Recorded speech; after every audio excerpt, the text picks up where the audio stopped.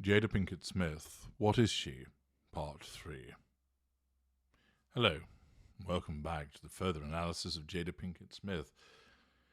We've looked at her early beginnings, the success that she's had with regard to her career and what that might mean, and we've touched upon aspects of the relationship that she has with Will Smith. We now move on to further aspects of the relationship, which involved the first time that she became pregnant, as the recollections surrounding this by both her and Will Smith give us a particular viewpoint as to what she is. Will Smith, of course, was married prior to dating Pinkett, but he always felt he had a connection with her. The two met on the set of The Fresh Prince of Bel-Air, and once he and his first wife had split up, he and Pinkett started a romance. The two dated for about 2 years before Pinkett became pregnant with Smith's child. She revealed in a Red Table talk, again, sense of entitlement, lack of boundary recognition, oversharing, that she knew she was pregnant from the moment of conception. Magical thinking, grandiosity, and she was not happy about it. Rather, she cried non-stop. Self-absorption, lack of emotional empathy. In his autobiography, Will Smith judiciously uses profanity where appropriate, and also speaks openly about some aspects of his sex life. When it comes to Jada, he promises to be delicate and uses euphemisms and innuendo. "We were in Cabo San Lucas, Mexico," he wrote. "It was one of our favourite hideaways. We had rented a beautiful hacienda in the hills. Jada and I had spent a raucous evening in the company of our dear friend, Jose Cuervo. He described the moment of conception as crescendoing." You understand what that means. There's a slight excerpt from his book which reads, "Jada was on top of me as the sweet crescendo simultaneously crept upon us. 'I'm crescendoing,' she said. 'I'm crescendoing.' 'I'm crescendoing too,' I said. But here is where things get interesting. The moment that both Will Smith and Jada Pinkett Smith climaxed, she got the sense she was already pregnant. Now, if we pause matters there is no way that Jada can know that she is pregnant. She can suspect that she is, presumably based on the fact that they're having unprotected sex, but she doesn't know with any certainty. Indeed, the sperm may not yet have reached the suitable egg, may still be swimming its way towards it. She can't say with any certainty that even though he has crescendoed inside her, conception may not take place. Even if it has, there's a possibility of miscarriage. As many people know, they will often miscarriage without even realizing that it has occurred, because the pregnancy was at such an early stage. So for her to state that she could sense that she was already pregnant exhibits a grandiosity. It also exhibits selfishness, that she turns the act of lovemaking, having sex, into being all about her and suddenly believing that she's pregnant. That the orgasm that was presumably being experienced by her and also by her husband falls to one side. That she has to make it all about her and her preoccupations, exhibiting self-absorbed behaviour. It's magical thinking also to believe that somehow she can know immediately that she is pregnant. Now, of course, many women are familiar with their bodies, in tune with their bodies, and know, for instance, when they're ovulating. But to say that, oh, I know that I'm now pregnant, that is just magical thinking. Some narcissists will do that in the sense of flattery, to basically say, your sperm is so potent and powerful that I'm pregnant, and they do it in a flattering way. But here, it isn't. Because as Mr. Smith continues to recollect, he states, "And as the majestic movement reached its culmination, a shockwave shudders through Jada's body, he wrote, and then panic, a look of abject terror washed over her face. I'm pregnant, she said. So she goes from the throes of supposed ecstasy as she's crescendoing with Will, both getting jiggy with it, and then this is replaced with panic and terror. Not the usual reaction of most people when they're having sex with the person that's their other half. But she makes it about her. She triangulates Will with the concept of pregnancy and devalues him by referencing it as an awful act that causes panic and terror. His biography continues. He states, at first, Will had the reaction most men would have to that claim. By the time he's starting Jada, he already had a son, Trey, with his first wife. But you don't even have to be a father to know it takes a few weeks before you know that you're pregnant.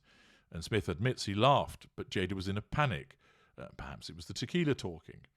He wrote, "Oh no, oh no, oh no, this can't happen, she said, rocking back and forth with two fistfuls of her own hair.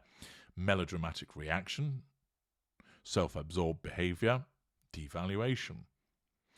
Will didn't exactly smooth things over by laughing, however. He continued describing what she said. It's not funny, Will.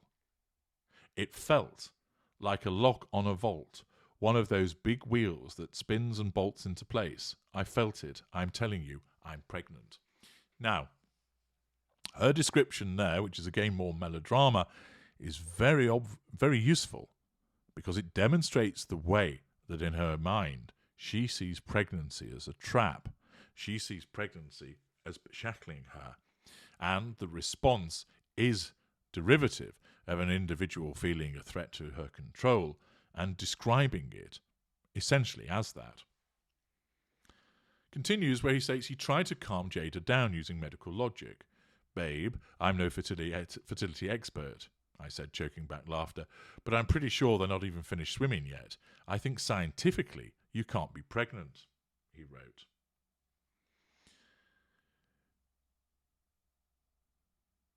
"I know my body, Will," she snapped. "I'm pregnant." Then she rolled over and burst into tears. Again, she may know her body, but she can't know for certain, and this evidences magical thinking. And again, her response of bursting into tears is demeaning of him. He tried one more time to ease her mind, but logic wasn't taking. "Jada, stop tripping," I said sternly. "I understand that you're experiencing something right now, but you are not pregnant. It doesn't happen that fast. It's impossible." Now, as it transpires, she was actually proven right, and that she was pregnant, or at least that's what has been explained, although it might be the case that they had a lot of sex that weekend and it wasn't just that one occasion. But the suggestion is that 9 months later, the child was born, and the Smiths would have known for months that Jaden was due exactly 9 months after their Cabo trip. So presumably they had quite a lot of sex that weekend, so it wasn't that one occasion that led to the pregnancy, but repeated instances of having sex together.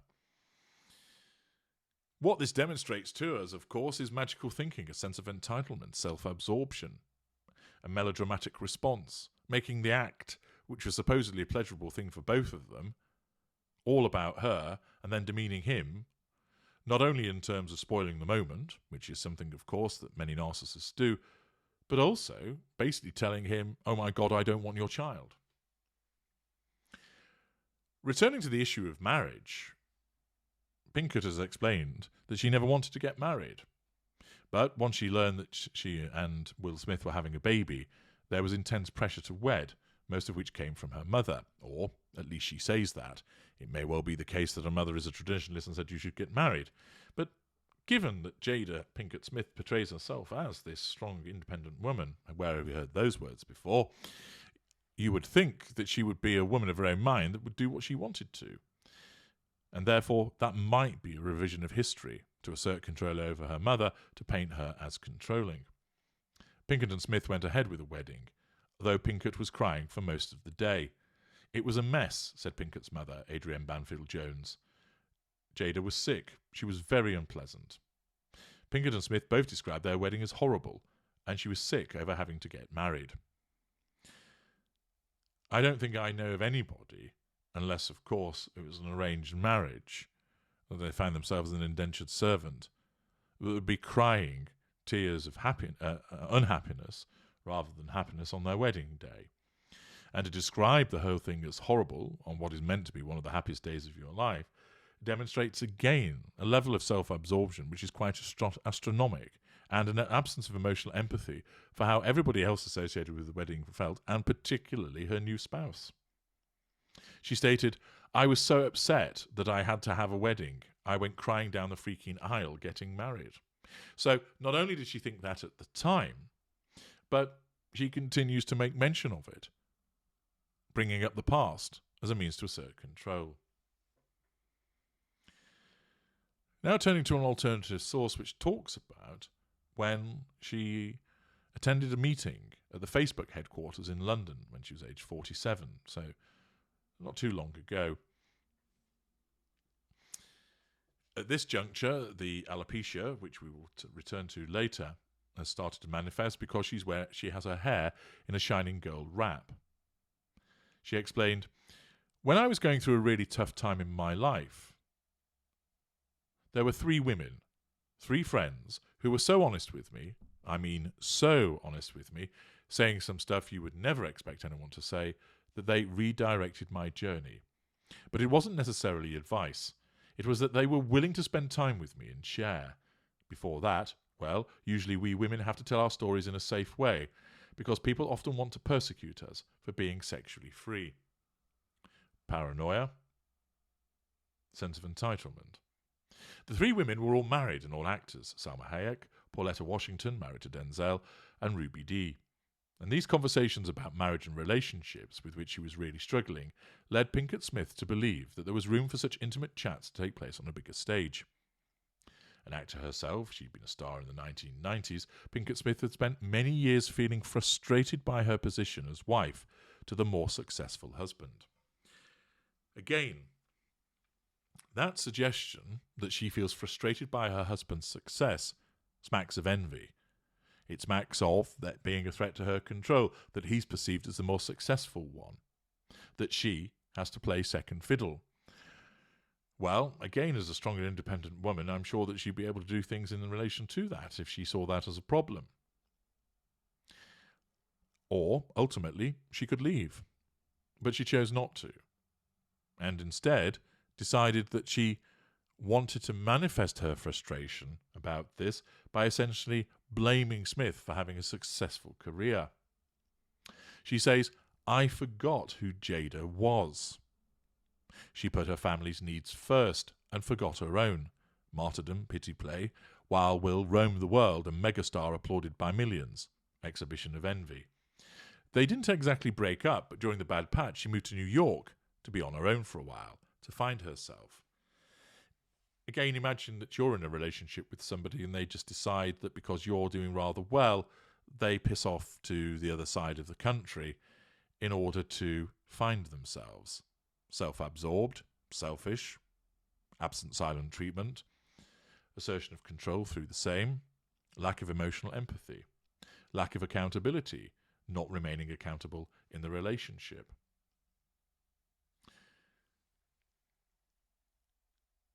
Pinkett Smith explained, "I knew that I was not built for conventional marriage."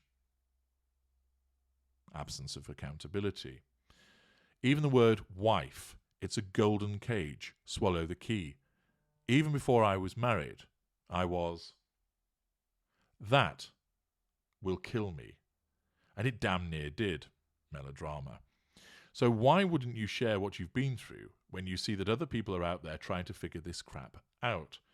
We decided to make it public because it's part of the healing. I feel like if we don't have real understanding about it, I don't know if interpersonal relationships are possible. That strikes me somewhat of a word salad there, a sense of entitlement, a lack of emotional empathy for those that she has a private relationship with, where she feels entitled to go and basically spill the beans as she sees fit, and not just spill the beans, but do so in a very open manner.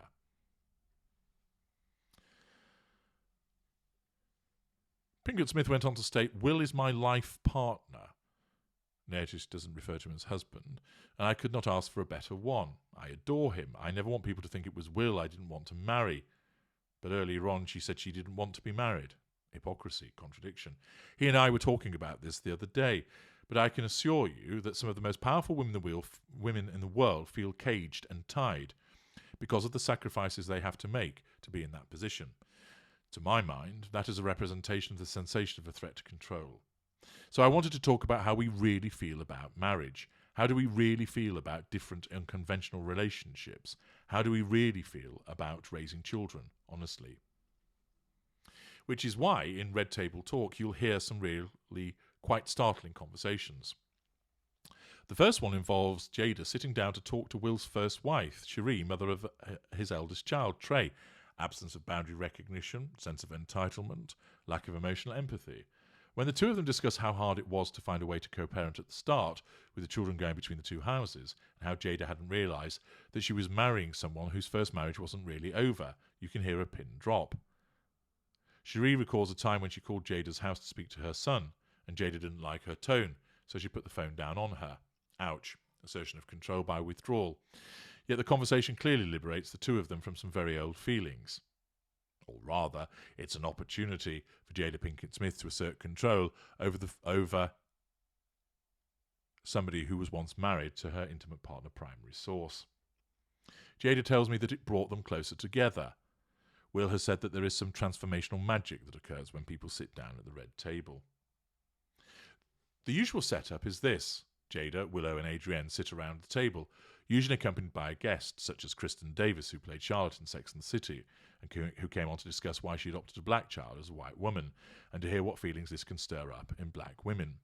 Now, first of all, the fact that she's undertaking all of this with both her mother and her daughter does show oversharing in circumstances where would it really be necessary, and talking about matters where there's a lack of boundary recognition. She will, of course, not see it that way. She will see it as an open and honest discussion. Another guest was Jordan Woods, vilified by the Kardashians for involvement with the father of one of their children, who came on to explain what really happened and how her life has since been torn apart by public crucifixion via social media. Key to it, though, is the intergenerational axis of mother, grandmother and daughter who managed to discuss their thoughts on porn, oversharing, lack of boundary recognition, threesomes and love with a level of dignity that I tell Jada astonishes me, as per this interview. I think I'd die from squirming before having those conversations with my own family. That exhibits boundary recognition and not operating with a sense of entitlement. Jada will reveal, for example, that she spent several years addicted to porn. Porn addiction is a manifestation of the narcissistic dynamic, and felt it had to stop when she was climaxing 5 separate times a day. Oversharing of information, sense of entitlement. Her mother will nod, yet she tells me she was actually deeply uncomfortable. I think the pornography show was the first time I got squeamish talking with my mother. I suspect that's a revision of history. Not so much Willow, because we'd already talked about it. Lack of boundary recognition, treating the child as a friend, something that is not a surprise when you see the way the children have turned out.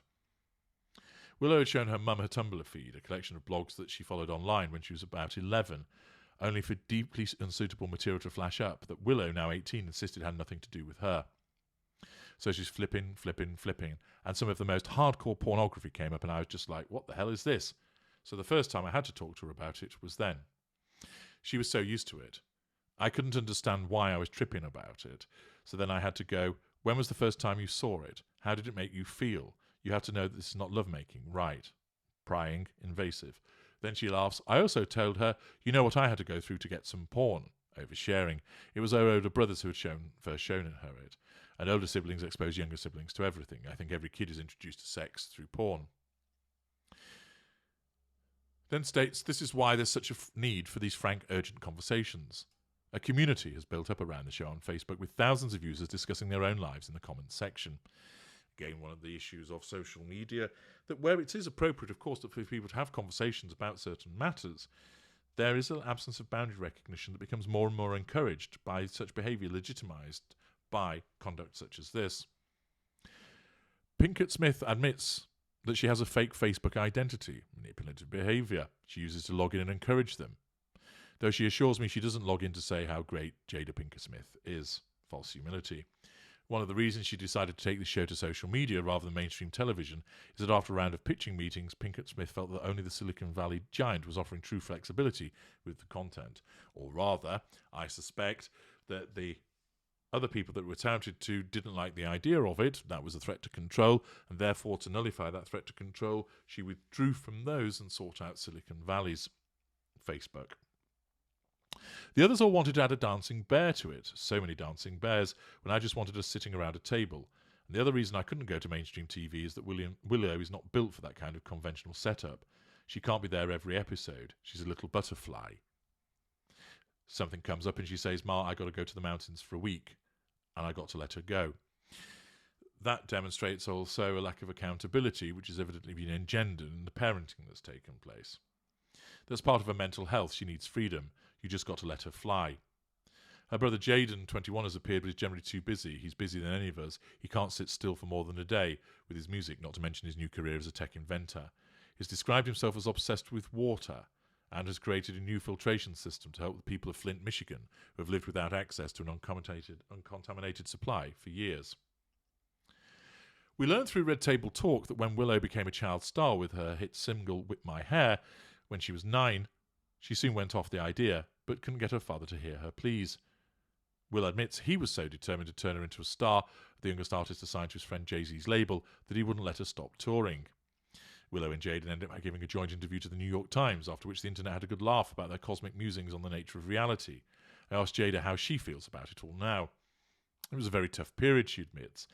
They had to grow up really fast, but we all have our crosses to bear, and I'd rather have to deal with Twitter trolls than those mothers on the streets of Baltimore worrying about gun violence and getting my kids home safe.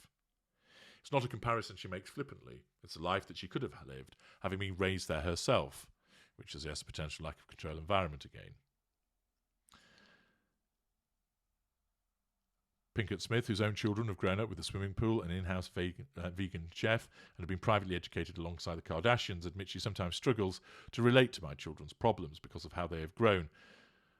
Survivor's not an issue, so what is? This might smack of a lack of emotional empathy. Her love for them is palpable, so is the pain in her face when, she admits, she doesn't really understand her own problems either. Martyrdom.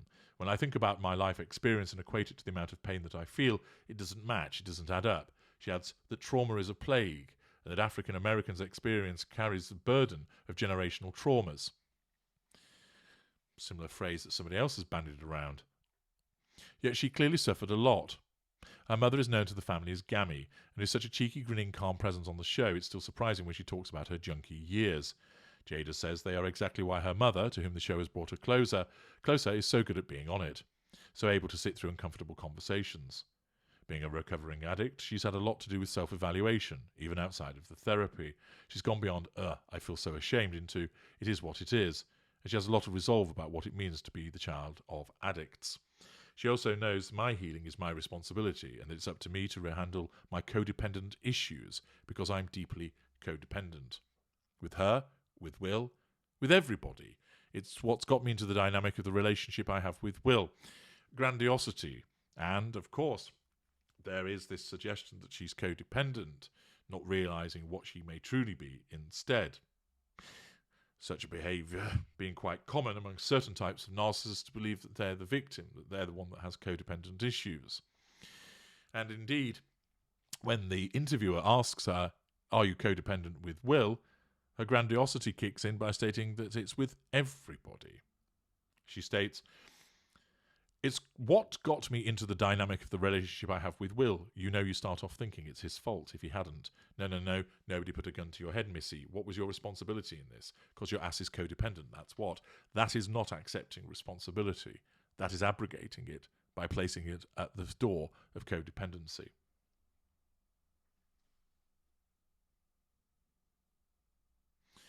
The interviewer asks, "What about the rumour about you being a Scientologist? I know everybody keeps wanting to make me into one, but I'm not.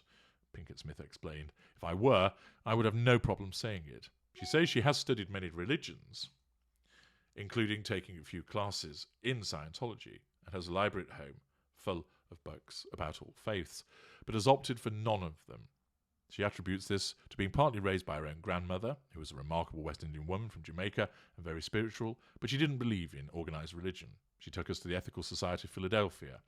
The organisation championed a free-thinking humanism. Can you imagine a black family that didn't go to church?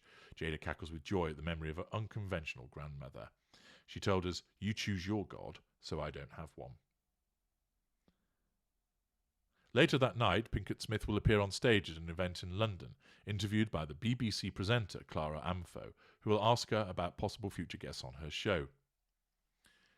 "Harry's wife got to call me," Pinkett Smith will laugh to huge cheers from the audience, but only when she's got a story to tell, which is a corrective devaluation and a smear that has been issued.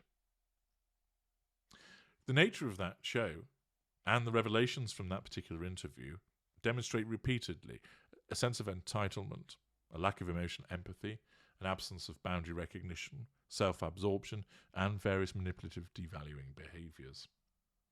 We pause after this part to pick up further aspects of her behaviours vis-a-vis the marriage, the affair that she was supposed to have, that the affair that took place, that is described as an entanglement, and further reactions to the same to help us to understand more about what she actually is. Join me there.